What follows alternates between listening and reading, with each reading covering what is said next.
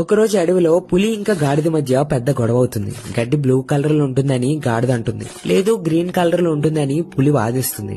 దీనివల్ల ఇద్దరి మధ్య చాలా పెద్ద గొడవ అయి చివరికి పులి ఎలా డిసైడ్ అవుతుంది. దీని ఆన్సర్ తెలుసుకోవడానికి అడవికి రాజు అయిన సింహం దగ్గరికి వెళ్దాం. మన ఇద్దరిలో ఎవరు కరెక్ట్ అండ్ ఎవరు తప్పో రాజు డిసైడ్ చేస్తాడు. సింహం దగ్గరికి వెళ్లిన వెంటనే గాడిద గట్టిగా అరుస్తూ ఇలా చెప్తుంది, మహారాజా గడ్డి బ్లూ కలర్ లో ఉంటుంది అనేది నిజం కదా? అప్పుడు సింహం చాలా కామ్ గా ఇలా చెప్తుంది, ఒకవేళ నువ్వు ఇది నిజమని నమ్మితే అవును, గడ్డి బ్లూ కలర్ లోనే ఉంటుంది. అండ్ గాడిద ఇలా చెప్తుంది, కానీ పులి ఈ విషయాన్ని నమ్మట్లేదు, నాతో గొడవ పడుతుంది, అందుకే ఈ పులికి ఏమైనా శిక్ష ఇవ్వండి. సింహం ఇలా చెప్తుంది, పులి వచ్చే 10 రోజుల వరకు మౌనంగా ఉండాలి, ఇదే తన శిక్ష. ఇది విన్నాక గాడి చాలా సంతోషంగా తన దారిలో వెళ్లిపోయింది. అప్పుడు పులి సింహాన్ని ఎలా అడుగుతుంది, మహారాజా మీరు నాకు శిక్ష ఎందుకు ఇచ్చారు? గడ్డి గ్రీన్ కలర్ లో ఉంటుందని మీకు కూడా తెలుసు కదా, గడ్డి బ్లూ కలర్ లో లేదా గ్రీన్ కలర్ లో ఉండడం వల్ల నేను నీకు ఈ శిక్ష ఇవ్వలేదు. ఈ ప్రశ్నకి నీ శిక్షతో ఎటువంటి సంబంధం లేదు. నేను నీకు ఎందుకు శిక్ష ఇచ్చానో తెలుసా?